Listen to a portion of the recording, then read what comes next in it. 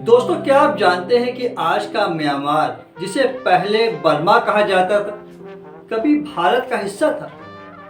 लेकिन फिर ऐसा क्या हुआ कि बर्मा भारत से अलग हो गया। आइए इस ऐतिहासिक और दिलचस्प कहानी को विस्तार से समझते हैं। भारत और बर्मा का इतिहास सदियों पुराना है। दोनों देशों के बीच सांस्कृतिक, धार्मिक और आर्थिक संबंध हमेशा से मजबूत रहे।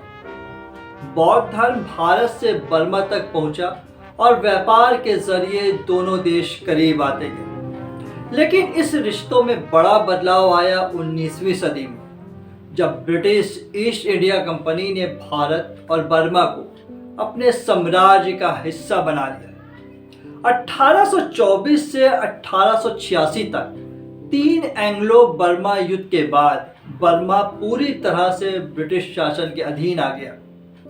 शुरुआत में से भारत के बंगाल प्रेसिडेंसी का हिस्सा बनाया गया। फिर 1937 में बर्मा को भारत से अलग करके एक अलग कॉलोनी का दर्जा दिया गया। इसका कारण था प्रशासनिक आसानी और बढ़ते बर्मा राष्ट्रवाद को शांत करना।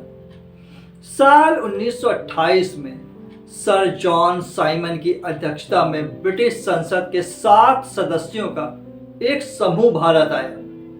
इस समूह को साइमन कमीशन कहा जाता है। कमीशन को बर्मा सरकार ने एक गुप्त ज्ञापन सौंपा, जिसमें इस मामले को उठाया गया। इसके बाद जनवरी 1929 में साइमन कमीशन को बर्मा भेजा गया। अंग्रेजों को दिए गए उस ज्ञापन में कहा गया था कि बर्मा के लोग भारतीयों से उतने ही अलग हैं जितने कि वे अंग्रेजों से हैं। इसके पीछे तर्क दिया गया कि 1044 ईस्वी तक भारत और बर्मा के बीच बहुत कम या नहीं के बराबर संपर्क था। भारतीय एक अलग समुदाय से आते हैं। उनका एक अलग इतिहास, एक अलग धर्म, अलग भाषाएं, अलग सामाजिक व्यवस्था, अलग रीति रिवाज और जीवन के प्रति एक अलग नजरिया है। 1930 में साइमन कमीशन ने बर्मा को भारत से तुरंत अलग करने की सिफारिश कर दी। लंदन में बैठे अंग्रेज अधिकारियों ने इस सिफारिश को मान भी लिया। अंग्रेजों को एक डर ये भी था कि अगर उन्होंने बर्मा को भारत से अलग नहीं किया तो बड़े पैमाने पर भारत विरोधी अशांति फैल जाएगी, जिसमें सैकड़ों लोग मारे जा सकते हैं। इस तरह the government of Burma act 1935 लाया गया और इस बात की पुष्टि की गई कि 1 अप्रैल 1937 से बर्मा भारत से अलग हो जाएगा। और ऐसा ही हुआ। बर्मा का अपना गवर्नर और प्रशासन था, लेकिन यह अभी भी ब्रिटिश साम्राज्य के अधीन था। दूसरे विश्व युद्ध के दौरान बर्मा युद्ध का एक प्रमुख केंद्र बन गया। जापानी सेना ने बर्मा पर कब्जा कर लिया और बर्मा नेताओं ने जापान का समर्थन किया, क्योंकि उन्हें उम्मीद थी कि इससे उन्हें ब्रिटिश प्रशासन से मुक्ति मिलेगी।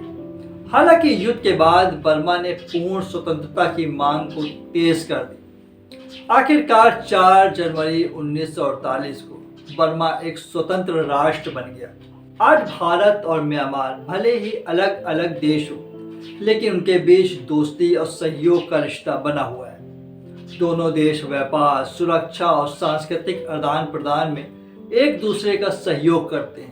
बर्मा का भारत से अलग होना इतिहास का एक महत्वपूर्ण हिस्सा है, जो हमें सिखाता है कि कैसे भू राजनीतिक परिस्थितियां देशों की सीमाओं को बदल सकती हैं।